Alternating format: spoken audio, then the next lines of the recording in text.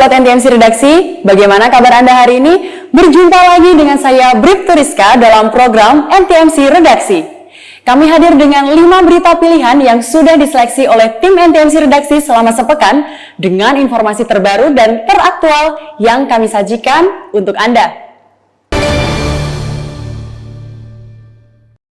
Ribuan anak yang terdampak pandemi COVID-19 yang sudah berlangsung lama mendapatkan dukungan psikososial dari TNI Polri dan instansi lainnya dan dipusatkan di Lemdiklat Polri Ciputat pada Selasa 2 November 2021. Dalam acara tersebut, Kapolri, Panglima TNI, Menteri Sosial, Menteri Pemberdayaan Perempuan dan Anak melakukan komunikasi dengan ribuan anak di 34 Polda untuk memberikan semangat dan dukungan psikososial dengan harapan bisa mengembalikan keceriaan dan semangat anak-anak untuk melanjutkan hidup dan meraih cita-cita di masa depan. Kegiatan pemberian psikososial ini digelar serentak oleh seluruh jajaran Polri dan TNI di 34 provinsi secara virtual. Sedangkan untuk tingkat nasional dilaksanakan di lapangan Lemdiklat Polri, Tangerang Selatan, Selasa pagi. Kapolri Jenderal Polisi Listio Sigit Prabowo mengatakan, anak-anak merupakan aset penerus bangsa yang harus diberikan perhatian dalam tumbuh kembangnya, terutama anak yang kehilangan salah satu atau kedua orang tua mereka, supaya dapat tumbuh melanjutkan kehidupan layaknya anak-anak lainnya. Kami semua mewakili negara harus hadir untuk kemudian memastikan bahwa anak-anak kita yang telah kehilangan keluarga tetap bisa tumbuh normal dan aktif seperti anak-anak kita yang lain. Sedangkan menurut Menteri Sosial Tri Risma hari ini, anak-anak yang terdampak pandemi dan kehilangan orang tuanya mengalami syok sehingga diperlukan terapi untuk mengembalikan semangat mereka. Untuk itu, Kementerian Sosial pun berjanji untuk menyiapkan anggaran pendidikan bagi anak-anak terdampak pandemi. Dari data kami, kurang lebih ada 24.000 anak, namun masih bisa sedikit anggaran untuk memberikan bantuan untuk anak-anak. Namun kita belum verifikasi detail karena ini dibutuhkan kecepatan dari daerah maupun untuk mendata mereka, untuk mereka tetap semangat bahwa mereka tetap bisa bersekolah karena mereka menerima bantuan sosial. Setelah menjalani trauma healing, diharapkan anak-anak tersebut dapat kembali pulih dan ceria menjalani kehidupan sehari-hari, baik di dalam keluarga maupun di lingkungan tempat tinggalnya. Dari Kebayoran Lama, Jakarta Selatan, Tim Liputan NTMC Channel. Petugas kepolisian Ditlantas Polda Metro Jaya melakukan olah tempat kejadian perkara di lokasi kecelakaan 2 bus Transjakarta di MT Haryono, Jakarta Timur pada 26 Oktober 2021. Olah TKP kedua ini dilengkapi dengan alat 3D laser scanner dengan menurunkan tim Traffic Accident Analysis dari Ditlantas Polda Metro Jaya guna mengungkap penyebab kecelakaan.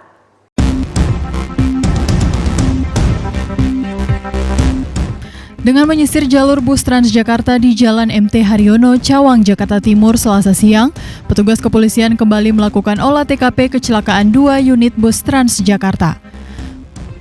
Olah TKP dimulai dari titik bus melaju hingga tabrakan antara busway terjadi mendekati halte hingga titik bus berhenti.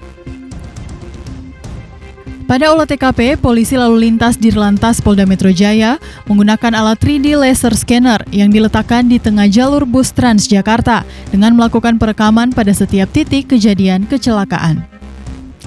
Alat 3D laser scanner dapat merekonstruksi saat terjadinya kecelakaan, sekaligus hasil dari 3D scanner bisa menghasilkan bukti visual untuk bisa digunakan sebagai salah satu materi penyelidikan guna mengungkapkan penyebab kecelakaan. Olah TKP berlangsung dalam waktu kurang lebih 1 jam.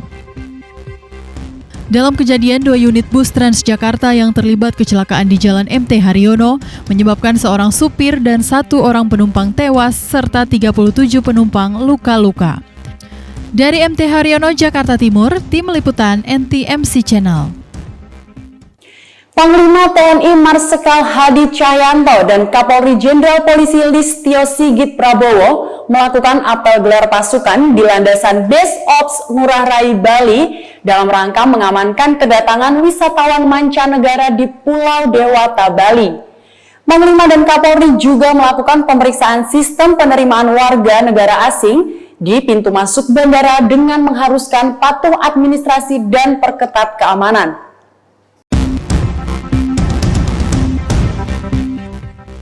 Dunia pariwisata kembali dibuka untuk wisatawan mancanegara pasca menurunnya status level COVID-19 di Pulau Bali.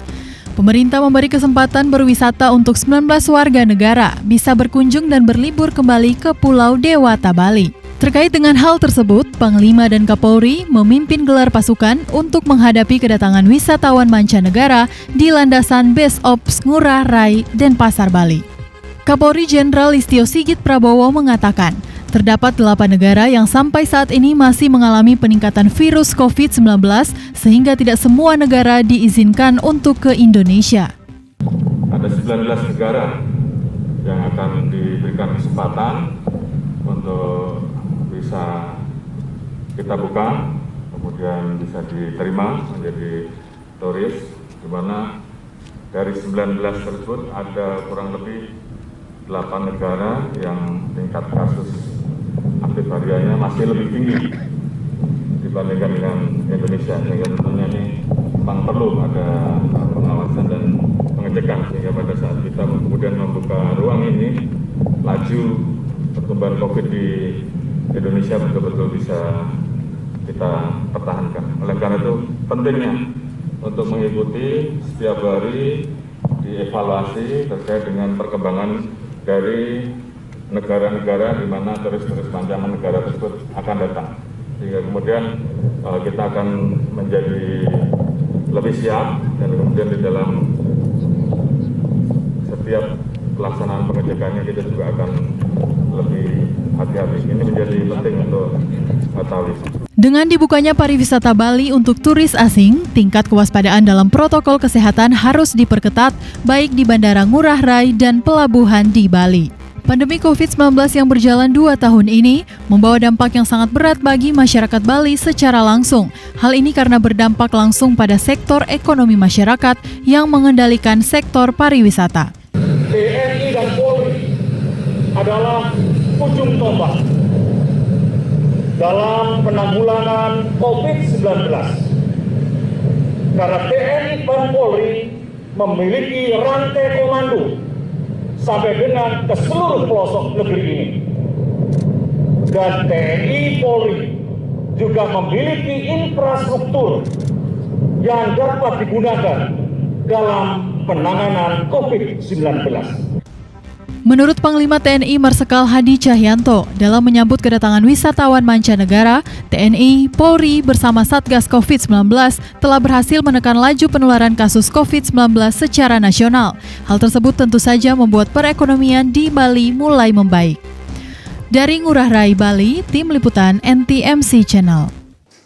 Setelah dilakukan sosialisasi mengenai penilangan terhadap lokasi penerapan ganjil genap, para pelanggar diberikan sanksi tilang langsung yang melanggar peraturan ganjil genap. Terdapat 733 kendaraan yang dilakukan penindakan di 13 ruas jalan DKI Jakarta.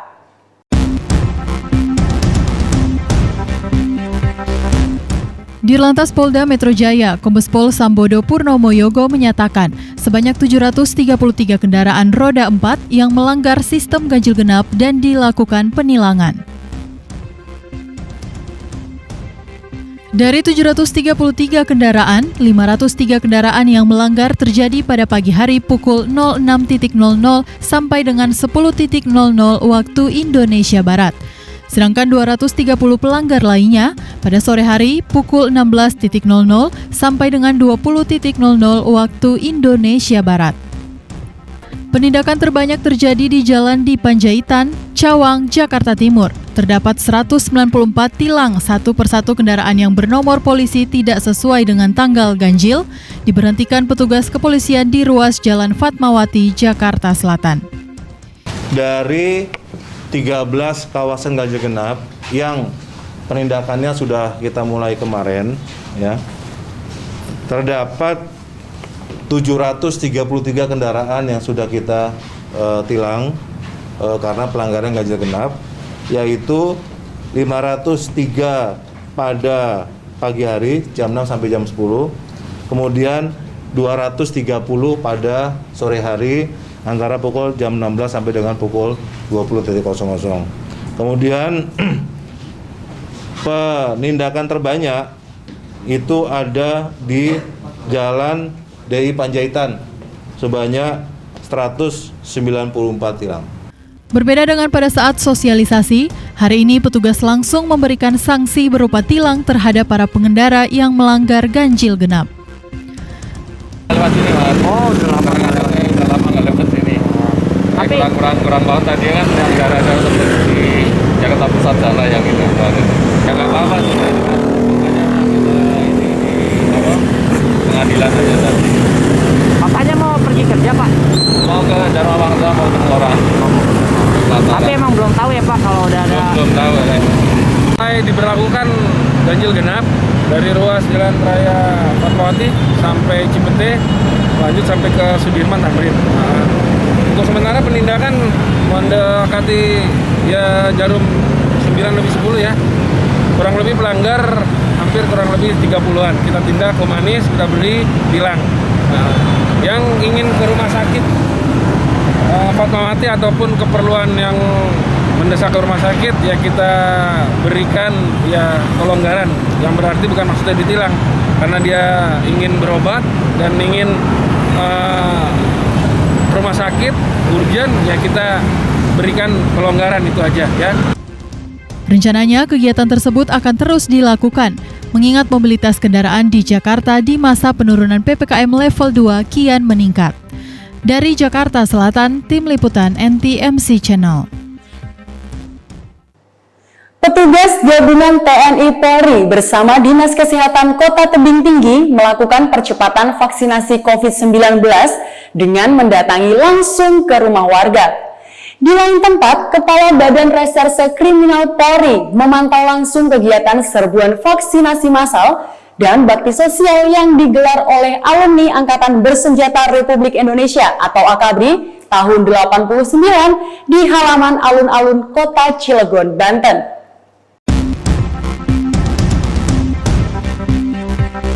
Petugas gabungan TNI, Polri, dan Dinas Kesehatan Kota Tebing Tinggi melakukan vaksinasi jemput bola warga yang tinggal di pemukiman padat penduduk di Kota Tebing Tinggi, Sumatera Utara. Petugas mendatangi langsung setiap rumah warga guna menghindari kerumunan, serta vaksinasi ini menargetkan untuk para lansia yang kesulitan mendapatkan akses vaksinasi. Pemberian vaksinasi dari pintu ke pintu ini dilakukan sebagai langkah penyuntikan vaksin secara cepat dan menyeluruh. Intinya kita melaksanakan kegiatan door to door dengan sasaran lansia karena untuk melakukan percepatan untuk lansia. Kita Polres Tebing Tinggi atau Kota Madya Tebing Tinggi baru mencapai 36% yang harusnya mencapai 60%, seperti itu. Karena kita ketahui bersama bahwa selama ini yang banyak menjadi korban adalah lansia. Jadi kita upayakan percepatan untuk vaksinasi lansia ya. Mudah-mudahan dalam menghadapi gelombang ketiga ini kita bisa diberikan keselamatan semua ya.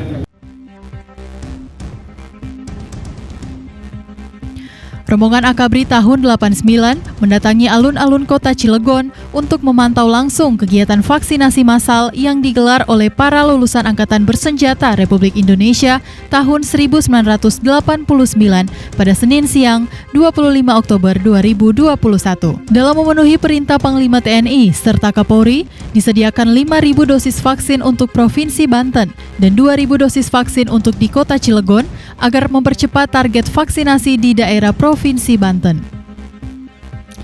Terlihat begitu antusiasnya masyarakat yang mengunjungi alun-alun Kota Cilegon untuk mendapatkan suntikan vaksinasi COVID-19.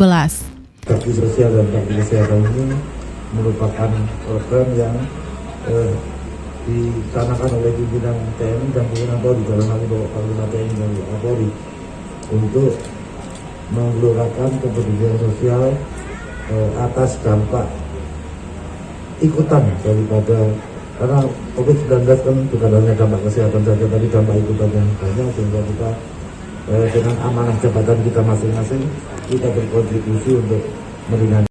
Dari Banten dan Sumatera Utara, Tim Liputan NTMC Channel.